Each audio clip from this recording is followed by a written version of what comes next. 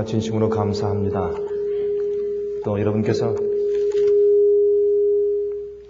그 주님의 인도하심과 또한 그 날개 아래서 늘 편안하신 모습을 보고 참 하나님께 감사를 드립니다.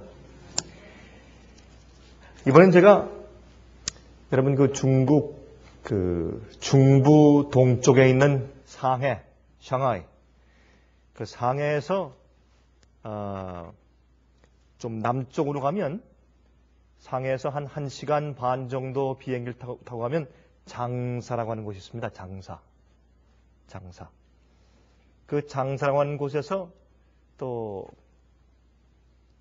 자동차나 버스를 타고서 한 4시간 정도 또 내려가면 그곳에 또 한 마을이 있습니다.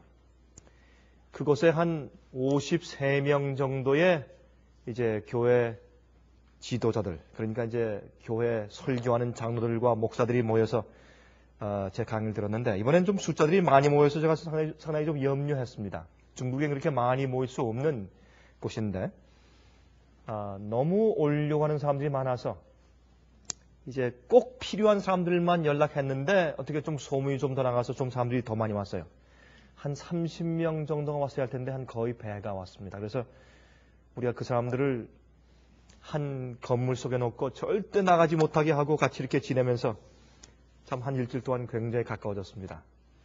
참 훌륭한 주님의 종들이 거기 있는 것을 제가 발견하고 같이 진리를 연구하면서 얼마나 많은 것을 느끼게 됐는지 모릅니다.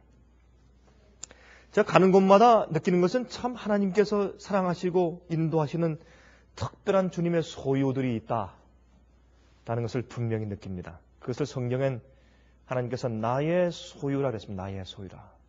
나의 소유. 그런 말씀이 출애굽기 19장에 있습니다. 한번 좀 펴서 보시기 바랍니다. 출애굽기 19장 5절과 6절의 말씀을 좀 보겠습니다. 출애굽기 19장 5절과 6절을 보시면 이런 말씀이 기록되어 있습니다. 세계가 다 내게 속하였나니 너희가 내 말을 잘 듣고 내 언약을 지키면 너희는 열국 중에서 내 무엇이 되겠고 그랬습니까? 내 소유가 되겠고 그랬습니다. 너희가 내게 대하여 제사장 나라가 되며 거룩한 백성이 되리라. 너는 이 말을 이스라엘 자손에게 고할지니라 그랬습니다. 여기 있는 말씀 가운데서 5절 가운데 있는 내 소유가 되겠고 하는 말씀을 영어 성경 가운데는 킹 제임스 버전의 peculiar treasure, 너희는 나의 peculiar treasure 그렇게 표현했습니다. 그 말씀의 뜻은 아주 독특한 나의 소유 그런 뜻이죠. 나의 독특한 백성 그런 뜻입니다. 세상에 살지만 세상에 속하지 않은 백성들, 세상에 살지만 세상의 법대로 따라 사는 것이 아니라 하나님의 명령과 언약을 따라 사는 사람들, 그런 뜻입니다. 그것이 독특한 주의 백성들입니다. 또한 여기 말씀하기를 나의 제사장 나라라 그랬습니다. 나의 제사장 나라라. 다시 말해서 여러분 그 제사장은 무엇을 하는 직업을 가진 사람입니까? 그 사람들은 다른 사람들에게 하나님에 대해서 알려주는 사람들입니다. 제사장은 다른 사람들에게 하나님께로 나오는 길을 보여주는 사람들이죠. 그렇지 않습니까? 그래서 이 온 세상에 있는 모든 민족에게 하나님의 뜻이 무엇이며 주님의 구원이 무엇이며 주님의 법도가 무엇인지를 알려주기 위한 채널로, 통로로 사용하시는 독특한 소유가 바로 이스라엘 백성들이었습니다. 아직도 많은 그리스도인들은 All eyes on Israel 그런 말을 표현하죠. All eyes on Israel. 지금의 모든 이스라엘로 시선을 집중해라 그런 뜻이죠. 그래서 마치 하나님께서 이 마지막 시대에도 현재 육신적인 이스라엘 나라, 이스라엘 국가 1948년도에 재건된 AD 70년도에 다 흩어졌다가 다시 이 재건된 그 나라가 나중에 주님의 특별한 또 어떤 소유가 되어서 특별한 일로 세상에 복음 사업하는 일에 큰 일을 행할 것을 기대하면서 바라보는 그러한 이상하게 잘못된 그런 예언의 방식을 가지고 이스라엘을 쳐다보고 있습니다. 그러나 성경은 말씀하기를 마지막 시대에 이스라엘은 교회라고 설명합니다. 교회. 많은 사람들은 사실은 예수님의 십자가에 못 박고 선택된 민족으로서의 특권을 잃어버린 그 사람들에게 지금도 계속해서 시선을 집중하고 있습니다.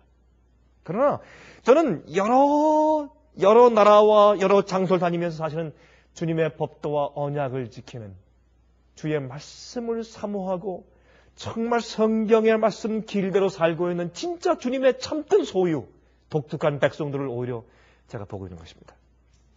그런 사람들이 하나님께서 사용하시는 제사장 나라라고 성경은 말씀합니다. 여러분, 하나님을 소개하는 길이 여러 가지가 있죠. 전도하는 방법도 여러 가지가 있고, 참, 하나님을 소개하고 진리를 소개하는 여러 가지 방도들이 있습니다. 그러나 우리가 하나 분명히 알 것은 그 중에 가장 힘이 있는 증거는 하나님과 그 진리에 대해서 알릴 수 있는 가장 힘 있는 증거는 무엇이냐면 하나님과 그의 말씀과 언약과 진리에 대한 여러분과 저의 충성스러운 삶입니다.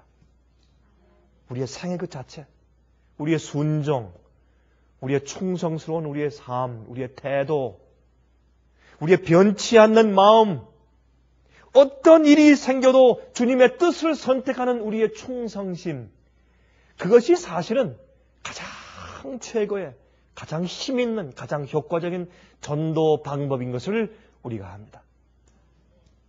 우리의 말은 그렇게 힘이 없습니다. 그러나 우리의 충성스러운 우리의 언약과 우리의 신실한 우리의 태도와 변치 않는 우리의 생활이 큰 능력을 베푸는 것을 우리가 아는 것입니다. 여러분, 다니엘서를 보면 다니엘서에 두 가지 좋은 예정을 발견합니다. 여러분, 다니엘서는 이렇게 말을 하죠. 1장부터 6장까지는 이야기입니다. 그리고 7장부터 12장까지는 예언입니다. 참 흥미있게 기록되어 있어요. 다니엘이 다니엘서를 기록할 때 두 가지 부분으로 나누어서 기록했습니다. 첫 번 1장부터 6장까지 첫 번 일부에는 이야기를 쭉 기록하는데 자기 자신의 이야기를 기록합니다. 자기가 경험한 환난과 고통을 기록합니다. 그 속에서 하나님께서 어떻게 자기와 자기 세 친구를 구속하시고 인도하셨는가 하는 것을 거기에 기술합니다. 근데 그 이야기 가운데서 참 흥미있는 것은 그들이 하나님께 주의 말씀에 충성할 때 주님께서 하나님의 크신 일을 베푸신 사실을 기록합니다. 또 7장부터 12장까지는 예언을 기록합니다. 그 예언은 하나님께서 다니엘 시대부터 예수께서 이 땅에 재림하실 때까지의 그 긴 기간 동안에 있을 사건들을 거기 예언했습니다. 그래서 우리가 다니엘서를 연구할 때 이렇게 이해하는 게 좋겠습니다. 다니엘서는 7장부터 12장까지에 기록된 그 예언을 통과하는 백성들이 가져야 할 성품, 7장부터 12장까지에 기록된 모든 각 시대마다에 있을 그런 환난과 어려움에 대한 예언을 통과하는 주의 백성들, 그 특별한 독특한 주의 소유들이 어떠한 품성과 어떤 생애를 가져야 할 것인가 하는 것을 알려주고 가르쳐주는 내용이 다니엘서 1장부터 6장 가운데 기록되어 있는 것입니다. 다시 말해서 다니엘서 첫 부분에 있는 일부에 있는 그 다니엘과 세 친구의 성품을 배우지 못하면 7장부터 12장 가운데 있는 예언을 이해해야 소용이 없는 것입니다. 그 예언은 그저 한가지 우리 마음 가운데 성경적인 지식에 불과하고 말 것입니다. 그러므로 그 예언을 통과하는 우리가 그 예언의 사건 속에서 승리하려면 그 예언의 사건 속에서 우리가 이기고 정복하고 또한 크게 주님의 뜻을 펼치고 빛을 전하는 사람이 되려면 다니엘과 세 친구의 품성을 우리가 배워야 할 것입니다. 그것이 다니엘서입니다. 그런데 그 다니엘서 가운데서 두 가지 좋은 예정을 발견하죠. 다시 말해서 어떤 때 하나님께서 가장 크게 다니엘과 세 친구를 통해서 역사하셨는가? 언제? 어떨 때? 그 말씀을 기록한 것이 3장과 6장입니다. 참 흥미있어요. 근데 그 3장과 6장은 말이죠. 다니엘의 세 친구의 이름이 무엇입니까? 다니엘의 세 친구의 이름이 사드락과 메삭과 아벳느고. 그렇죠? 그 세 친구가 풀무불에 떨어졌습니다. 그렇죠? 근데 그 당시에 풀무불이 그렇게 뜨겁고 그렇게 무서웠던 것은 그 당시 풀무불이 지금 우리가 알고 있는 그 이제 휘발유의 원유. 여러분 휘발유, 원래 이 석유나 휘발유가 땅 속에서 채출될 때 그 색깔이 어떻습니까? 지금처럼 우리가 하얗거나 맑은 물처럼 보입니까? 아니죠. 검죠. 검은 이 골탈 같은 탈이 검은 액체 막 쏟아져서 나오는 것입니다. 그 검은 액체, 그것을 태워서 만든 것이 옛날 풀무불이었습니다. 영광로죠. 여러분 지금도 이 미국이 지금 이락과 전쟁하기 위해서 지금 굉장히 지금 어려운 그 입장에서 지금 전쟁을 준비하고 있습니다. 그런데 그 전쟁을 준비하는 이유 가운데 하나가 여러분 옛날부터 이 세상에 있는 강국들이 뭐 러시아나 뭐 불란서나 독일이나 아니면 미국이 말이죠. 중동 지방에 있는 그 기름 자원을 장악하지 않고서는 앞으로 강대국이 될 수 없다는 것입니다.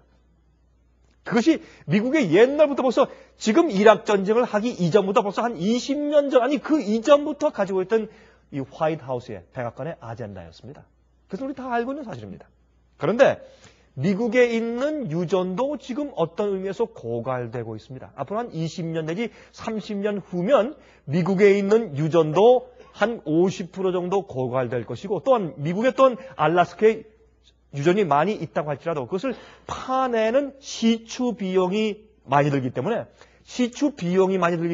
중동 지방에 있는 원유를 이제 들여오는 것이 훨씬 더 싼 것입니다. 그래서 미국의 경제와 세계 경제가 중동 지방에는 이 석유 생산과 아주 직결되어 있는 것을 우리가 잘 알고 있는 것입니다.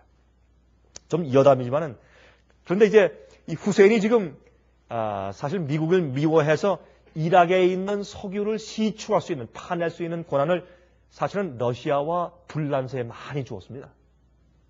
그런데 지금 미국이 지금 치려고 하니까 지금 누가 반대합니까? 불란서하고 러시아가 반대합니다. 그 뒤에 이 오일 문제가 걸려 있는 것입니다. 미국이 이락을 점령하면 그들이 지금 가지고 있는 컨트랙트가 전부 다 무효가 되니까 전부 미국과 영국이 주장하지 않겠습니까? 여러분 그 BP 가스 스테이션, BP 우리가 주로 쓰는 그 가스 스테이션 BP죠. 그 BP가 British Petroleum. 그 영국 회사입니다. 그게 British. 그래서 영국 소유 회사입니다. 그게. 그래서 사실 영국과 미국의 앞으로의 장래 경제가 달려있기 때문에 지금 이락 전쟁에 그렇게 귀추가 주목되어 있는 것입니다. 근데 흔히 이제 과학자들이 말을 하기를 사실은 지금 사우디아라비아가 석유를 제일 많이 생산하고 매장량이 가장 많은 세계 1위라고 말하지만 사실은 그렇지 않은 것입니다. 세계 1위는 이락입니다. 이락은 시추하지 않은, 파지 않은 유전이 많이 있어요. 그래서 파지 않은 유전의 매장량을 전부 계산하면 이 세상에서 가장 큰 이제 석유 아니면 휘발유 매장량을 가지고 있는 나라가 이락인 것입니다. 여러분 이 전제하는 이유를 여러분께서 아시겠죠? 그 이유가 뒤에 숨어 있는 것을 여러분께서 아실 것입니다. 그런데 그 당시에 이제 느부갓네살 왕 당시에 그렇게 뜨거운 풀무불이 있었던 이유는 그들이 엄청난 그런 기름이 솟아 올라오는 그런 자원을 가지고 있기 때문에 그것을 태워서 그렇게 뜨거운 이 금과 은과 철을 녹여서 엄청난 부를 누리고 또 엄청난 그 영광로에서 이 순금을 얻을 수 있고 또한 철을 녹여서 또한 이런 무기를 만들 수 있는 그런 강력한 나라가 된 것을 우리가 역사 가운데서 볼 수가 있는 것입니다. 재미있는 것은 지금 후세인 대통령이 가장 존경하는 사람이 느부갓네살 왕입니다. 왜냐하면 이락이 옛날 바벨론 나라 바로 그 본토니까. 참 재밌죠?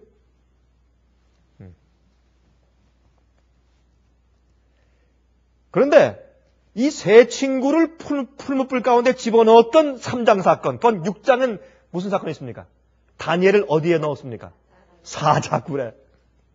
이 두 가지 사건이야말로 하나님께서 가장 크게 영광을 받고 또한 복음이 가장 크게 전파된 계기입니다. 여러분 그것은 여러분과 저에게 지금 무엇을 가르쳐주고 있습니까? 우리의 말이 아니고, 예? 우리의 그저 매일에 우리가 전도지 돌리고 책 돌리고 그저 테이프 돌리고 하는 이런 일도 참 중요하지만은 이것도 밑거름이 되지만은 그러나 가장 중요한 것은 마지막 시대 우리의 생명까지 바치면서 가장 어려운 그런 위협 속에서도 주의 말씀과 명령과 계명을 지키기 위해서 서는 우리의 생애입니다. 우리의 삶입니다. 나의 결심입니다. 우리의 성품입니다. 지금 매일매일 살면서 주님께 순종하고 주의 언약을 지켜오는 우리의 성품이 쌓이고 쌓여서 맨 마지막에 보여주는 결정판. 어떤 일이 와도 내 생명이 끊어지는 한이 있더라도 맨 마지막에 주님 위에 설 수 있는 그 우리의 이 생애 결정판, 그것이 세상에 보여줄 때 그때 그것은 큰 힘으로 전도의 결과를 낳는 것입니다.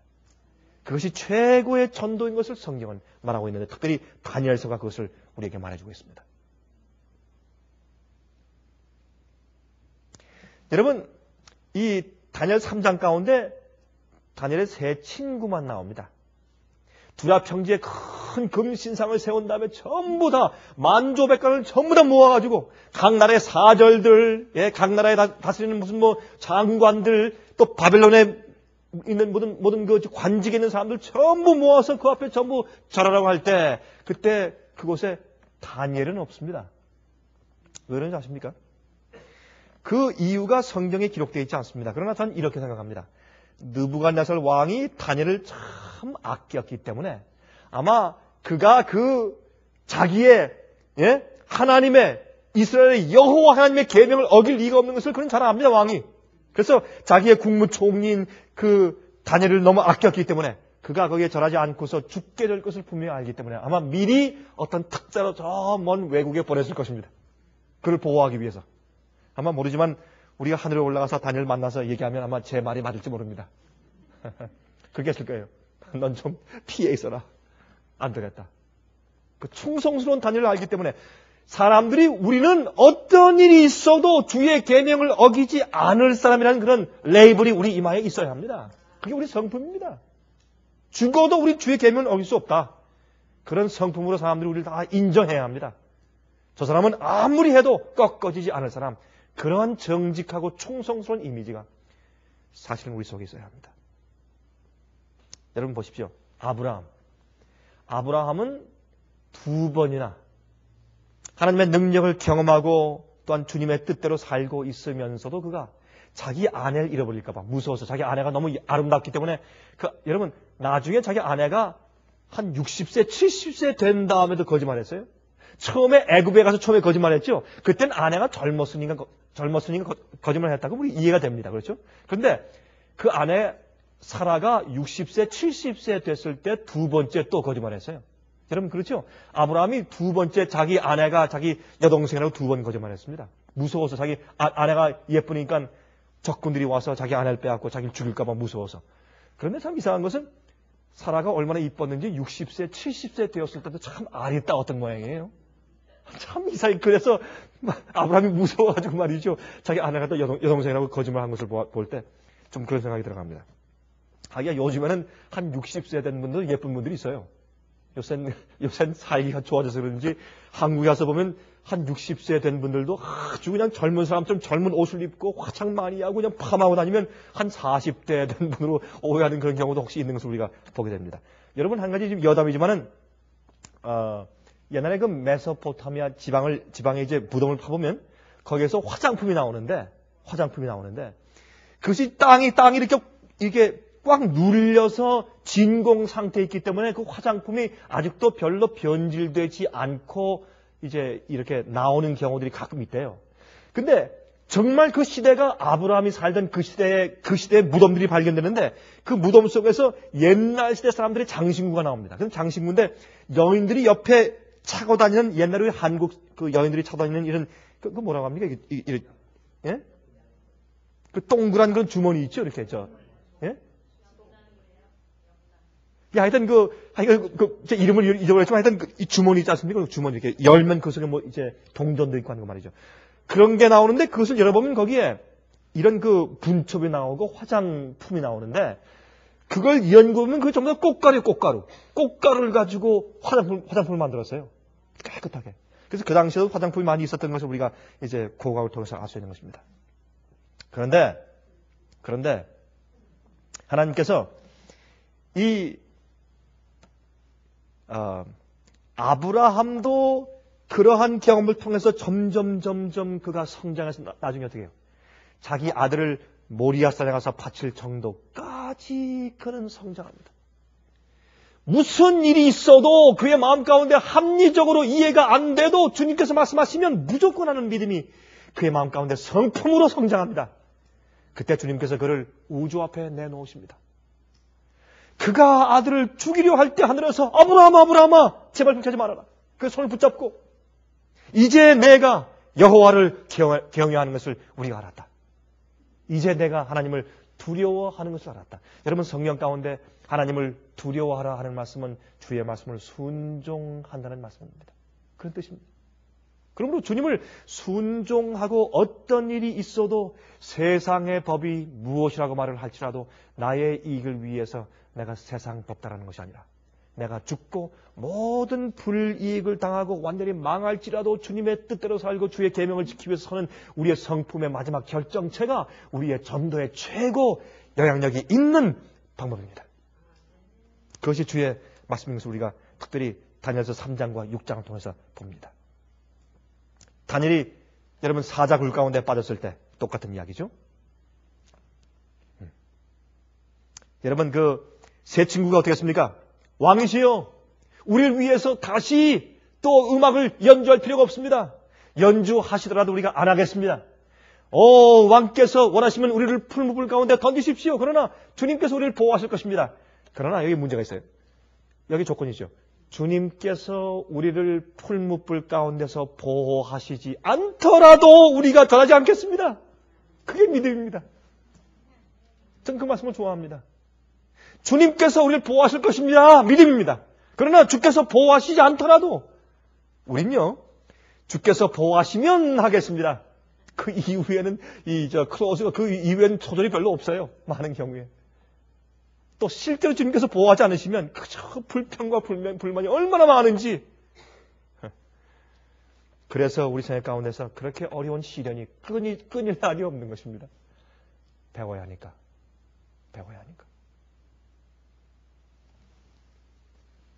자기의 생명보다 하나님 명령이 더 중요한 백성들, 그 사람들이 주님의 특별한 소유입니다.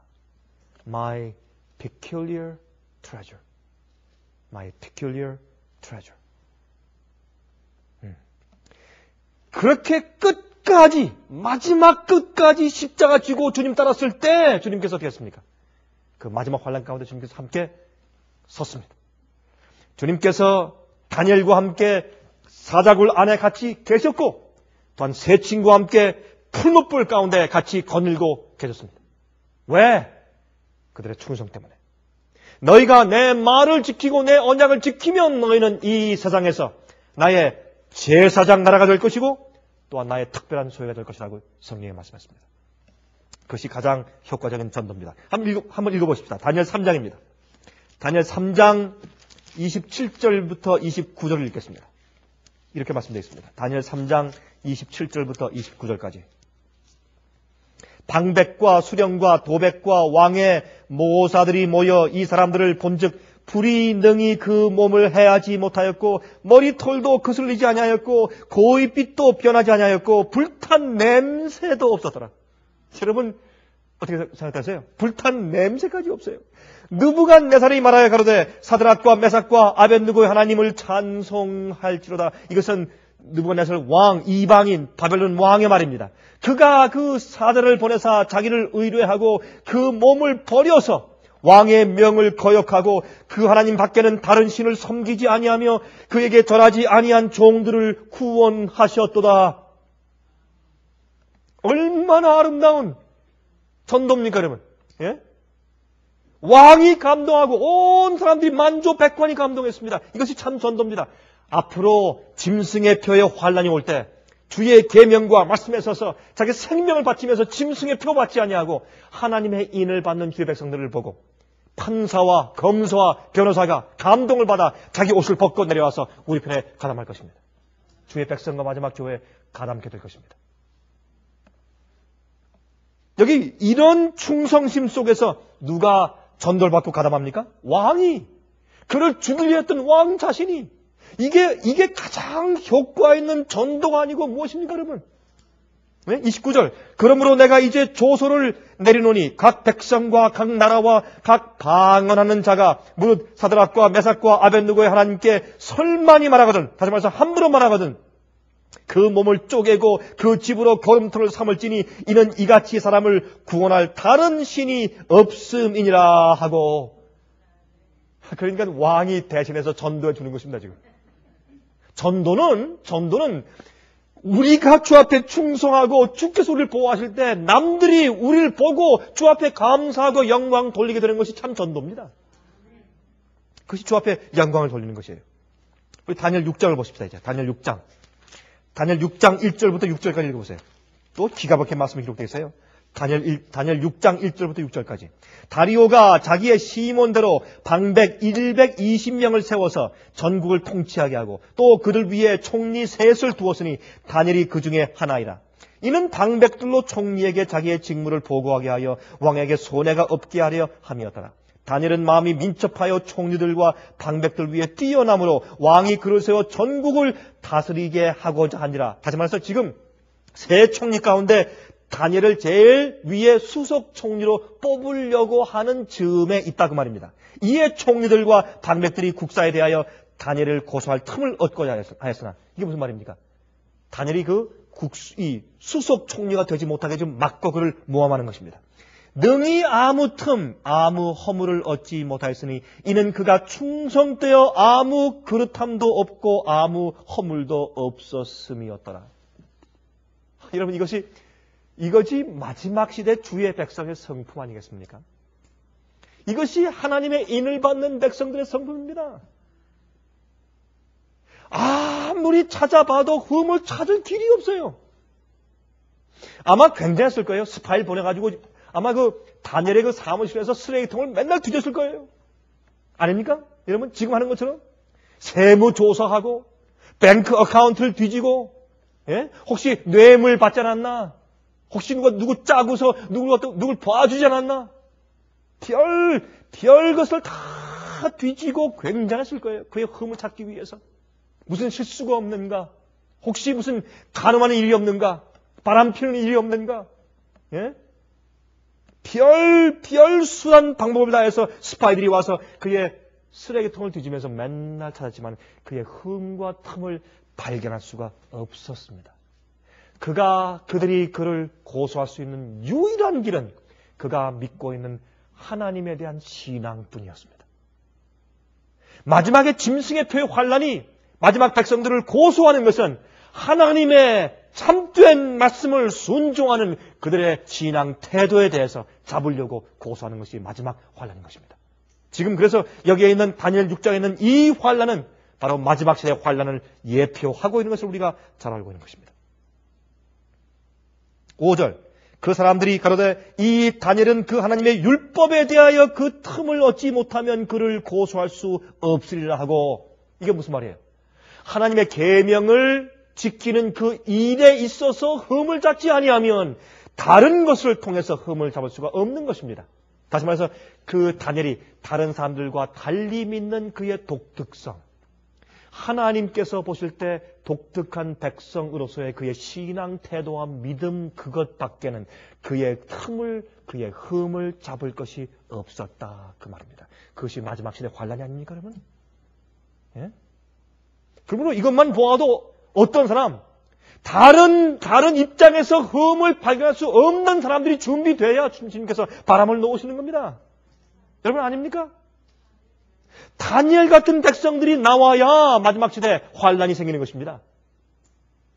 그 백성들이 마지막 시대에 주님의 독특한 백성입니다. 세상에 살지만 세상과 같지 아니한 백성들입니다. 6절. 이에 총리들과 방백들이 모여 왕에게 나아가서 그에게 말하되 다리오 왕이여 만세수를 하옵소서. 우리가 이 얘기를 다 잘 알죠. 이제 그들이 모의를 꾸밉니다. 어떻게 했습니까? 오 왕이시여, 이제 앞으로 30일 동안 모든 이 바벨론 제국에 있는 사람들에게 왕 이외에 어떤 다른 자에게도 기도하거나 경배하거나 예배하지 못하게 하는 그런 법을 만들어서 어인을 찍으십시오. 그래서 이 나라를 갖다가 하나로 다 합칩시다. 이 나라의 질서와 평화와 연합을 위해서 우리가 종교적이고 국가적인 종교적인 법을 국가적인 힘으로 만듭시다. 그게 뭡니까? 짐승의 표입니다. 종교적인 신조를 국가적인 힘을 빌려서 법을 만듭시다. 왜요?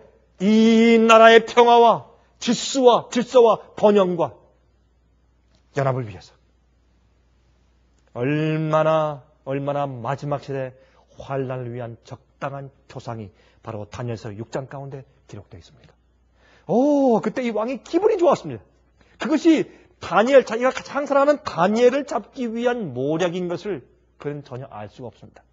그래서 10절 보세요. 10절.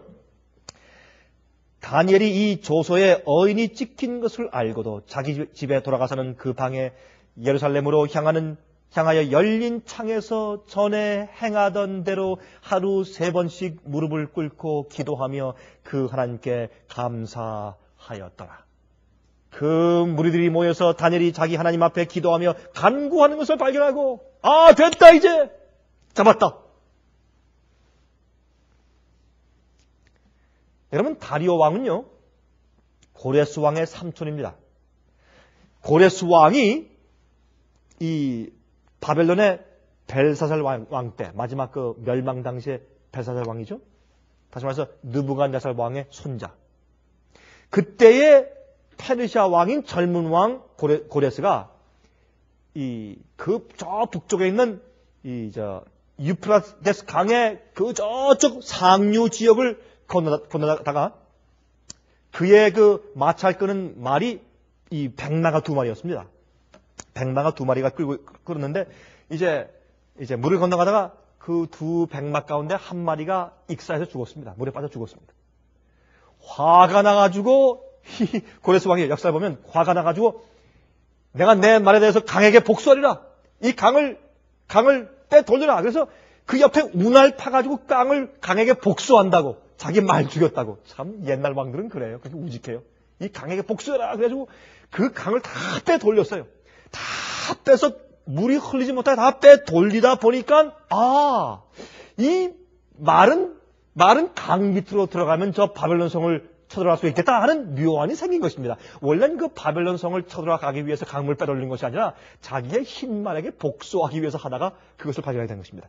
그래서 이제 조용하게 여러분 고레스 왕이 바벨론을 점령한 그 길을 고고학에서 읽어보면 아주 정말 조용하게 피 몇 방울 흘리지 않고 벨사살 왕이 3,000명의 이제 직원들을 데리고서 잔치할 때 밤에 몰래 들어가서 쳐서 그만 다 점령한 그 기록이 기록되어 있는 것을 볼 수 있습니다. 그것이 다니엘서 5장 가운데 기록되어 있죠. 그 다음에 고레스가 이제 바벨론 나라를 점령한 다음에 돌아가는 길에 자기의 삼촌인 이제 메데 나라와 페르시아 나라가 동맹국이었습니다. 돌아가는 길에 자기 외삼촌인 다리오 왕한테 갔습니다. 이 다리오 왕은 자기 어머니의 오빠였습니다. 그런데 그 왕한테 가서 이제 바벨론에서 가져온 선물을 잔뜩 가서 이제 주면서 외삼촌, 난 좀 멀리 있으니까 삼촌이 이 바벨론 제국에 가서 대신 좀 다스려 주십시오. 그래서 다리오 왕이 고레스 왕을 대신해서 와서 다스린 것입니다. 그래서 여러분 성경에 보면 이사야서 41장과 42장에 고레스 왕이 바벨론을 점령한 이야기가 나오는데 근데 왜 다리오 왕이 나오는가? 갑자기 그 이유는 고레스 왕이 자기 외삼촌인 다리오 왕을 갖다 거기 앉혀놓은 것을 우리가 알 수 있습니다. 그때 다리오 왕이 기분이 좋아가지고 자기 딸을 갖다 이제 고레스에게 또 부인으로 줬어요. 그래서 사실은 이 다리오 왕이 고레스에게 외삼촌인 동시에 또한 자기의 장인 어린이였습니다. 그런 입장이 됐었어요. 그때 이 다리오 왕은 나이가 한 64세 정도 되었던 아주 꾀가 많은 아주 수완이 있는 그런 왕이었습니다. 그래서 이 바벨론 전통가 컸기 때문에 약 한 120명의 도지사들, governors, 주지사들을 두고서 전국을 다스렸습니다. 바벨론 전토가 지금 그 당시 바벨론 제국이 현재 미국보다 더 큰 면적의 제국이었습니다. 큰 나라였습니다. 120명의 이제 도지사를 통해서 다스리면서 그 위에 120명을 다스리는 세 총리를 두었습니다. 그 세 총리 가운데 한 명이 다니엘이었습니다. 그때 이 다니엘이 너무 일을 잘하니까 다니엘을 수석 총리에 뽑으려고 할 때 지금 문제가 생긴 것입니다. 여러분 그런데 생각해 보세요. 다니엘이 바벨론 제국의 총리였습니다. 어느 왕 때? 어느 왕 때? 느부갓네살 왕 때부터 시작해서 계속해서 나중에 은퇴한 다음에도 벨사살 왕이 벽에 그 쓰여진 그 글 뭐죠? 메데메네 데겔 우바르신 그 글을 해석하자 너무 감동을 받아서 또한 어떻게 해요? 총리 대신 또 삼으려고 할 때 그가 또 어떻게 거절하고 사행했죠? 그런 일이 있을 때 다시 말해서 이 느부갓네살 밑에서 바벨론 나라에서 거의 70년 정도 동안 믿음을 지키면서 열심히 신실하게 국무총리 일을 했던 그 사람을 메데 페르시아가 와서 그 바벨론 나라를 정복하고 이긴 다음에 정복한 다음에 적국 그 전에 있던 나라의 국무총리를 불러다가 또 국무총리를 시킵니다. 여러분 말이 됩니까? 이건 말이 안 되는 거예요. 이건 말이 안 되는 얘기예요. 어떻게 너무 이상하잖아요, 여러분? 아무리 옛날이라고 할지라도. 아니, 러시아가 미국을 쳤다고 하십시다. 예를 들어서, 러시아가 미국을 쳐가지고 이제 정복했어요. 그러면 러시아가 미국에 있는 콜린 파월 국무총리를 갖다 그대로 쓰겠습니까? 말도 안 되지. 예? 이게 그런 격이에요. 왜 그렇습니까? 외국 나라에서도, 메데와 페르시아도, 다니엘이 유대인으로서 바벨론 사람이 아니면서 유대인의 포로로 온 다음에 그가 인정받아서 얼마나 훌륭한 사람이며 얼마나 정직하고 얼마나 충성스러운가 하는 것을 외국에서도 소문을 통해서 잘 알고 있었습니다. 그게 전도입니다, 여러분. 그게 참된 가장 효과적인 전도입니다. 남들이 아는 것입니다. 말을 안 해도.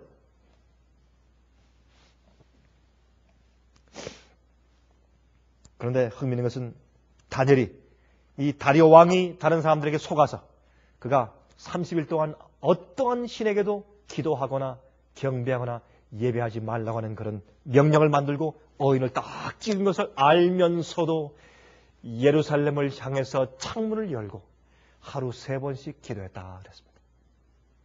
참 얼마나 아름답고 얼마나 신실한 그런 여러분 생입니까? 왜 그렇게 했습니까? 우리가 잘 알지만 그가 하루 3번씩 안 해도 돼요.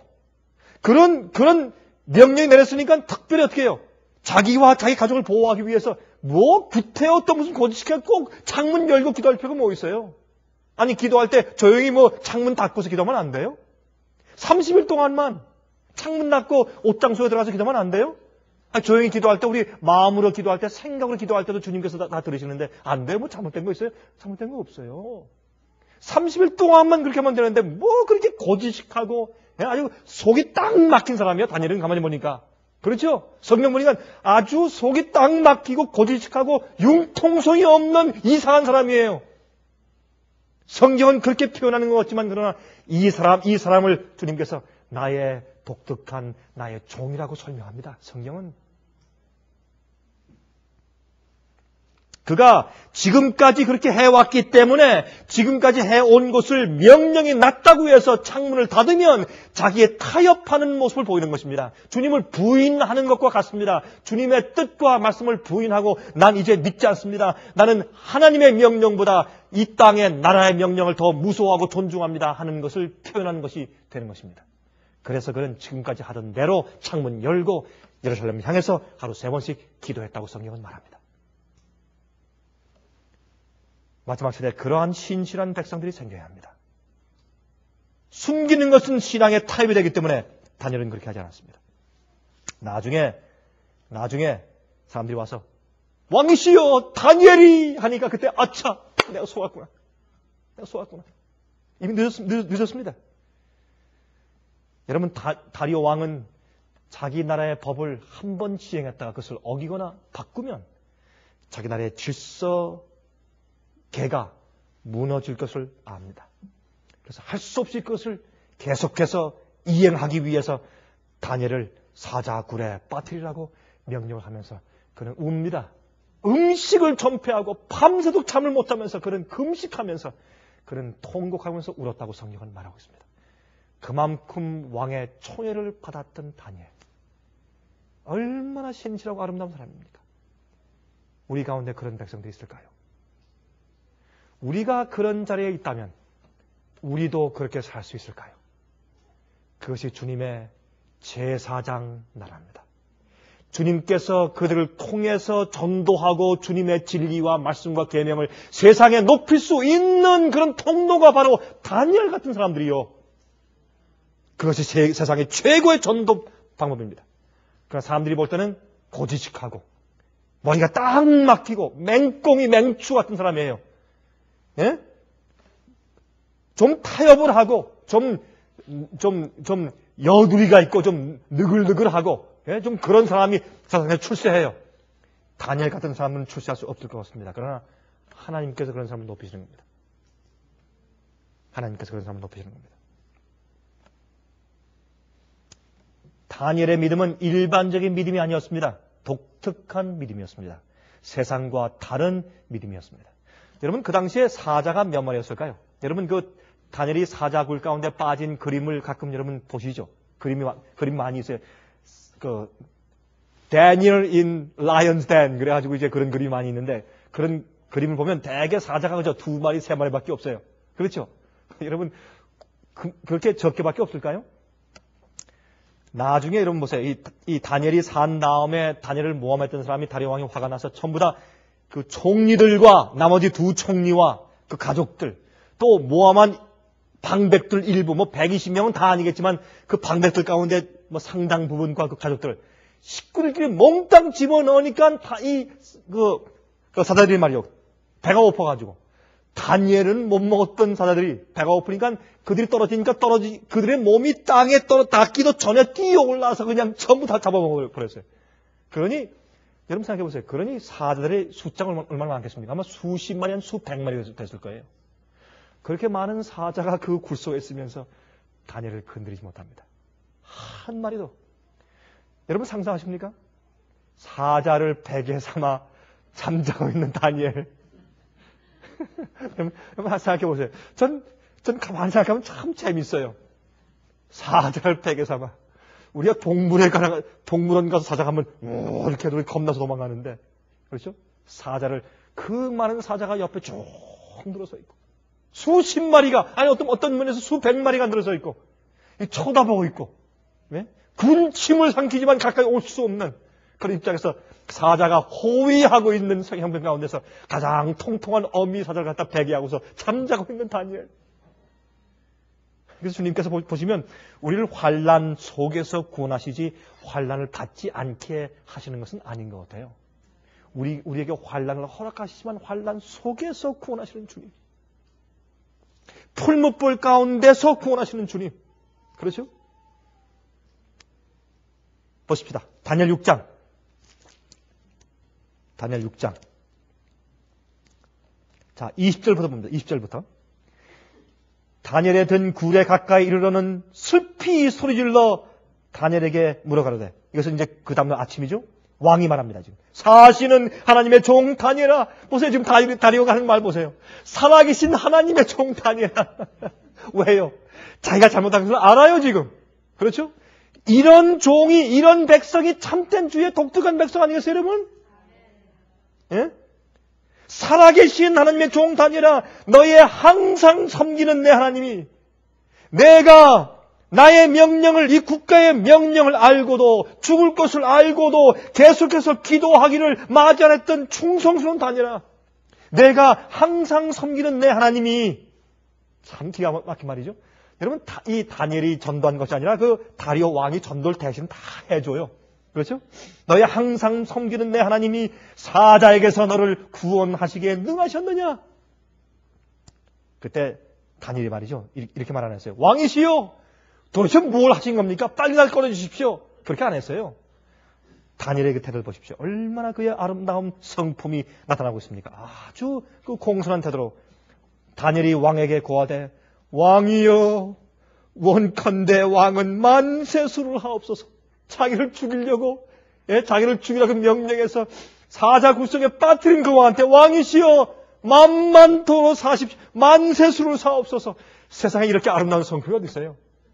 지금 이 세상에서 원수 못 갚아서 정신들이 없는데 이럴 때 이 하나님의 이렇게 아름다운 성품이 준비됐으니까 이런 거 전도가 되는 거죠. 그렇죠? 나의 하나님이 이미 그 천사를 보내어 사자들의 입을 봉하셨으므로 사자들이 나를 상해치 아니하였사오니 이는 나의 무죄함이 그 앞에 명백함이 오며 또 왕이여 나는 왕의 앞에도 해를 끼치지 아니하였나이다. 왕이 심히 기뻐서 명하여 다니엘을 굴에서 올리라 하며 그들이 다니엘을 굴에서 올린즉 그 몸이 조금도 상하지 아니하였으니 이는 그가 자기 하나님을 의뢰함이었더라. 다니엘 3장과 똑같죠? 전혀 몸이 상하지 않았습니다. 24절 왕이 명을 내려 다니엘을 참소한 사람들을 끌어오게 하고 그들을 그 처자들과 함께 사자굴에 던져 넣게 하였더니 그들이 굴 밑에 닿기 전에 사자가 곧 그들을 움켜서 그 뼈까지도 부서뜨렸더라. 이에 다리오 왕이 온 땅에 있는 모든 백성과 나라들과 각 방언하는 자들에게 조서를 내려 가로되 원컨대 많은 평강이 너에게 있을지어다. 꼭 사도 바울이 편지하는 것 같아요. 들어보세요. 내가 이제 조서를 내리노라. 내 나라 관할 아래에 있는 사람들은 나 다 다니엘의 하나님 앞에서 떨며 두려워할지니 그는 사시는 하나님이시요 영원히 변치 않으실 자시며 그 나라는 망하지 아니할 것이요 그 권세는 무궁할 것이며 그는 구원도 하시며 건져내기도 하시며 하늘에서든지 땅에서든지 이적과 기사를 행하시는 자로서 다니엘을 구하여 사자의 입에서 벗어나게 하셨습니다 하였더라. 옛날에 세 친구 때문에 느부갓네살 왕이 온 바벨론 나라에게 하나님을 섬기라고 여호와 하나님, 이스라엘 하나님을 섬기라고 명령합니다. 다니엘 한 명의 신실함과 주의 명령과 언약을 지킨 그의 믿음 때문에 다리오 왕은 메데 페르시아 전국에 있는 사람들에게 여호와 하나님, 다니엘의 하나님을 섬기라고 그가 명령합니다. 이것이 참되고 가장 힘있고 가장 효과적인 전도가 아니고 무엇이겠습니까? 그런데 오늘날 교회가 성장하고 전도하고 더 커진다는 그런 명목하에서, 그런 미명하에서 진리를 타협하고 사람들이 좋아하는 이야기만 하고 사람들이 무엇을 원하는지 알아서 그렇게 해주기 위해서 교회 예배 방식을 바꾸고 찬송을 바꾸고 유행가식의 찬송을 들여오고 유행가식의 리듬을 들여오고 소프트 락을 들여오고 하드 락을 들여오고 음악을 바꾸고 예배 형식을 바꾸는 것입니다. 이번에 한국에 와서 보니까 어떤 분이 그런 얘기를 해요. 어떤 교회는 말이죠. 사람들한테 인기를 얻기 위해서 주일날 예배 드릴 때 어떤 큰 교회예요. 큰 교회인데 목사가 설교할 때 뒤에서 말이죠. 미스 코리아 할 때 입을 수영복 있죠. 그런 옷을 입은 여자들이 쭉 나와서 막 춤을 춘대요. 막 이제 찬송을 부를 때 막 춤을 추고 그렇게 하면서 예배를 드리는데요. 설교할 때. 전 그 얘기 듣고 깜짝 놀랐어요. 여러분 충격적이죠. 그런 일이 실제로 있어요. 어떤 교회는.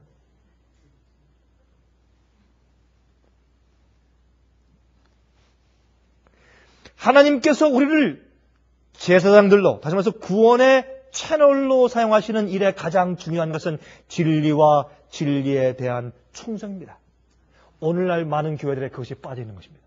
교회를 성장시키는 미명하에서 진리와 말씀을 타협하면서 사람들만 모으려고 하는 것은 이 성경의 교회가 아닙니다. 다니엘의 세 친구와 또한 다니엘의 위기는 하나님께 영광을 돌리기 위한 기회였습니다. 마지막 짐승의 폐 환란도 마찬가지입니다. 진리가 승리하고 주의 백성들, 참 교회가 승리하게 될 것입니다. 여러분, 그 참 교회의 백성들은 옛날에 출애굽기 19장에 주께서 너희는 이 세상에 나의 제사장 나라요 거룩한 백성이라고 말하면서 너희는 나의 peculiar treasure, 나의 독특한 소유라고 말씀하신 그런 사람들이 마지막 시대에 생기는 것입니다. 마지막 시대에 생기는 것입니다. 여러분, 제가 이번에 중국에서 집회를 하고 제가 목사들을 가르치고 돌아오는 길에 상해, 상하이에서 제가 하룻밤 지내면서 거기서 이 상해, 이 중국에 있는 교회들에서 가장 존경받는 목사 가운데 한 분인 이 지오 홍즈 목사님 제가 만났습니다. 그분은 옛날에 이제 8년 동안 감옥살이를 한 분입니다. 믿음 때문에, 신앙 때문에 아주 훌륭한 분입니다. 정말 진실한 분이에요. 그분의 연세가 지금 74세, 사모님도 72세. 그 부부가 제가 묵고 있는 호텔로 왔습니다. 한 몇 시간 동안 대화했습니다. 제가 깊은 감동을 받았습니다. 아, 이렇게 신실한 독특한 주의 백성이 이 땅에 있구나 하는 것을 제가 느끼게 되었습니다. 그분이 저한테 말했습니다. 이 중국에 요즘에 문이 열리면서 핍박이 많이 있지만 그러면서도 모름지기 교회가 많이 성장하고 부흥하고 교회가 많이 지금 퍼지고 있는데, 기독교가 퍼지고 있는데, 그 중에서 자유주의적인 예배 형식, 자유주의적인 그런 예배 형식과 삶 방식, 그런 가르침, 성경의 참 진리를 무시하고 타협하는, 교회만 크게 짓고 사람만 많이 끌어모으기 위한 그런 서구 교회의 교회 방식이 이 중국에 크게 퍼지는 것 때문에 가슴 아파하는 그 눈물을 제가 보았습니다. 그러나 주님께서 독특한 백성들을 지금도 가지고 계시고, 그런 백성이 머지않아 참 정말 힘 있는 효과적인 전도를 위해서 그들이 주님의 이름으로 일어서게 될 것입니다. 그때 여러분과 제가 그 속에 함께 있게 되기를 간절히 바랍니다. 하늘에 계신 우리 아버지, 우리를 향해서 참으시는 주님의 인내와 열심을 인해서 진심으로 감사합니다. 저희를 구속하시는 아버지의 자비하심을 인해서 늘 감사합니다. 주님, 저희가 다니엘처럼 충성스러운 자가 되기를 선택하고 원합니다. 저희를 도와주시옵소서. 저희에게 성령을 베푸시사 저희 속에 있는 정욕과 욕구가 하나님의 거룩하신 은혜 속에 주관될 수 있도록 하시고, 우리가 세상에 살지만 세상에 속하지 않은 자들로 살게 도와주시옵소서.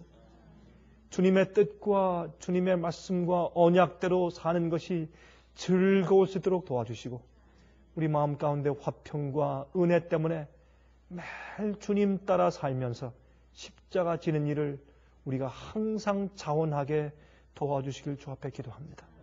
주님이시여, 마지막 환난 때에도 주님께서 선택하신 독특한 백성들, 다니엘과 세 친구 같은 백성들, 생명의 위협을 받을지라도 주의 명령을 어기지 못하는 그런 신실한 백성들이 준비되어야 합니다. 주여, 우리들 그 속에 있게 되길 간절히 소원합니다. 그것이 우리의 삶의 목적이 아니겠습니까? 저희를 도와주시옵소서. 우리 속에 인치는 역사가 매일 계셔서 주의 말씀대로 사는 것이 우리의 생애 가운데 가장 행복한 일이 되게 저에게 능력 주시기를 살아계신 예수 그리스도의 귀하신 이름을 의지해서 간절하게 기도합니다. 은혜 많이 받으셨습니까? 지금까지 들으신 이 생애의 예배 설교는 삶을 소중히 여기고 간절한 마음으로 진리를 찾으며 정직한 양심으로 말씀을 받아들이고 언제나 진실이 무엇인지를 생각하는 그리스도인들을 위한 말씀입니다. 주변 가족들이나 친지들 중에서 말씀을 사모하고 순결한 신앙을 갖기 소원하는 분들이 계시면 생애의 예배 설교 테이프를 소개해 주시기 바랍니다. 매주 원하시는 분들의 가정으로 직접 배달되는 생애의 빛 예배 설교는 개인의 신앙 부흥이나 소규모 그룹 예배를 위하여 비디오와 오디오 카세트 테이프로 제작되었습니다. 생애의 빛 예배 설교 테이프를 원하시는 분들은 1877-704-1004번으로 전화하시면 됩니다. 생애의 빛은 각종 미디어, 즉 출판물, 텔레비전, 비디오, 오디오 카세트 테이프, 그리고 웹사이트를 통하여 복음을 전하는 미디어 선교 기관입니다. 생애의 빛에서 이루어지는 선교 사업을 크게 5가지로 나누어 소개해드리면 다음과 같습니다. 첫째, 생애에 비춘 가정과 건강과 참된 신앙을 소개하는 월간지 살아남는 이들을 매달 발간하고 있습니다. 가정과 건강 문제뿐만 아니라 참된 신앙과 성경에 나타나 있는 중요한 진리들에 대해서 매달 깊이 있게 다루는 최고의 신앙지입니다. 둘째로 생애에 비춘 미국과 카나다의 주요 도시에서 텔레비전 선교 방송을 하고 있습니다. 많은 분들은 생애의 빛 선교 방송을 통하여 복음을 발견하고 새로운 생애를 살아가고 있습니다.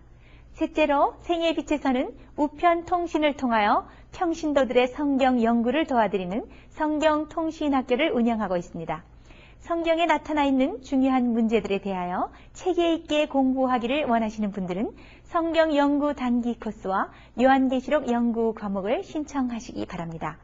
교재 및 모든 비용이 무료인 생애의 빛 성경 연구 과정을 통하여 복음과 예언 문제를 가장 쉽고 체계 있게 공부하시기를 바랍니다. 넷째로 생애의 빛은 예언 연구를 위하여 특별하게 제작된 비디오 시리즈를 나누어 드리고 있습니다.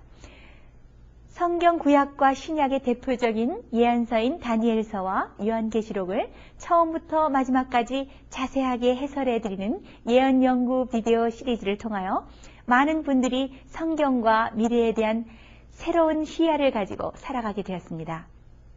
마지막 시대의 복음과 비밀이 담겨져 있는 다니엘과 요한계시록 비디오 시리즈를 신청하셔서 새로운 영적 부흥을 체험하시기를 바랍니다.